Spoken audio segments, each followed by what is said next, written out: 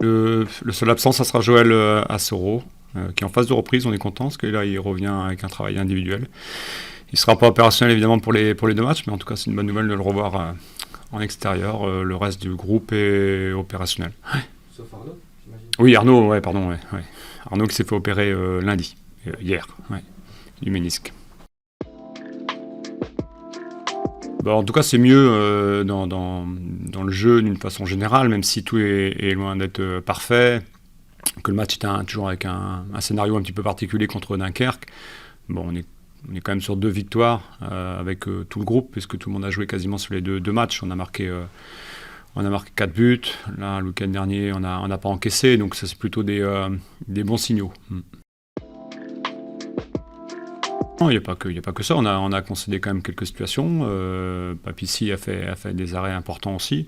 Mais Salibou est important dans notre structure défensive. Et on l'a vu sur son retour, même s'il n'a pas joué depuis plusieurs semaines, il a été à l'image de ce qu'il a fait cette saison. Oui, on a suivi ça évidemment avec beaucoup d'intérêt, avec un scénario de fou un petit peu dans les ultimes minutes.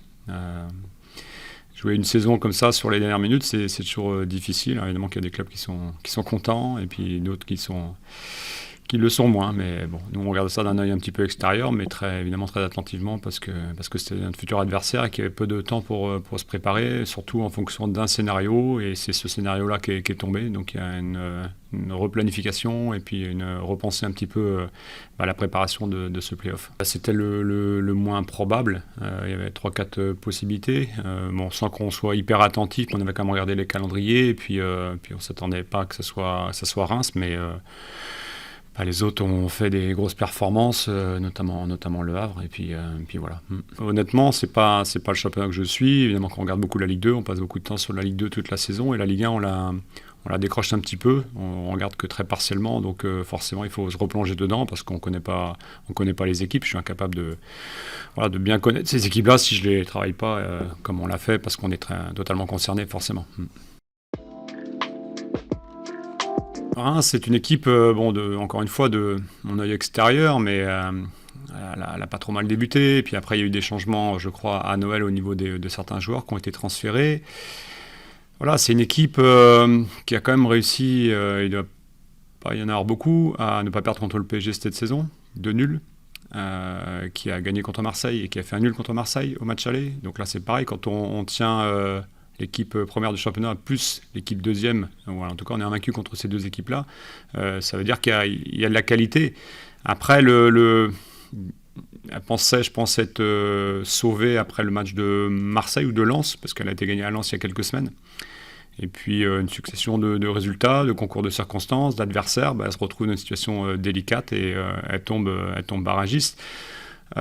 C'est une équipe qui fonctionne bien, c'est un club qui fonctionne bien depuis des années quand même, parce qu'elle a réussi à mettre un modèle de fonctionnement avec des jeunes joueurs, avec des reventes qui permettaient forcément d'avoir un niveau sportif de très bon niveau. Elle a tutoyé même l'Europe il y a quelques temps, je pense, l'année dernière ou il y a 2 ans. Donc maintenant, il y a eu des changements sûrement qui ont été difficiles à assumer ou à remplacer, peut-être, et puis elle se retrouve dans une situation qui est délicate. C'est une équipe plutôt jeune en termes de joueurs, mais c'est quand même une étape très supérieure à ce qu'on voit en Ligue 2. On pourrait penser que des fois le rapprochement, que Saint-Etienne, qui s'est un petit peu renforcé par rapport à l'année dernière, qui a terminé 3e, elle se retrouve en difficulté assez vite. Donc je crois beaucoup à ce niveau d'écart qu'il y a entre les 2 divisions. Il y a un niveau athlétique qui est important, il y a un écart athlétique important, au niveau technique je pense aussi, et aussi tactique sûrement. Donc nous, il va falloir qu'on soit top. On est mieux, je pense, par rapport à notre dernier match, mais il va falloir encore hisser très largement notre niveau, parce qu'on est sur 2 matchs. Sur un match, c'est toujours jouable. Il y a toujours des moments où on peut être moins bien sur 90 minutes. Maintenant, le règlement est fait que c'est sur 2 matchs et avec un match retour chez l'équipe de Ligue 1. Donc, les ingrédients sont mis clairement pour plutôt favoriser l'équipe de Ligue 1. À nous de renverser cette cette a priori place d'outsider pour aller chercher une montée et un exploit.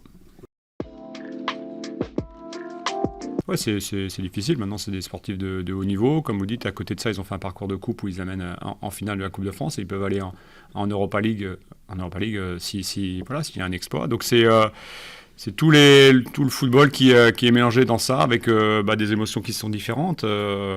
Maintenant, nous, on se concentre surtout sur nous, l'état de l'adversaire. On travaille au mieux, évidemment, pour préparer ce match, pour être le plus performant possible, pour neutraliser leurs points forts et puis accentuer un petit peu leurs points faibles. On va pas...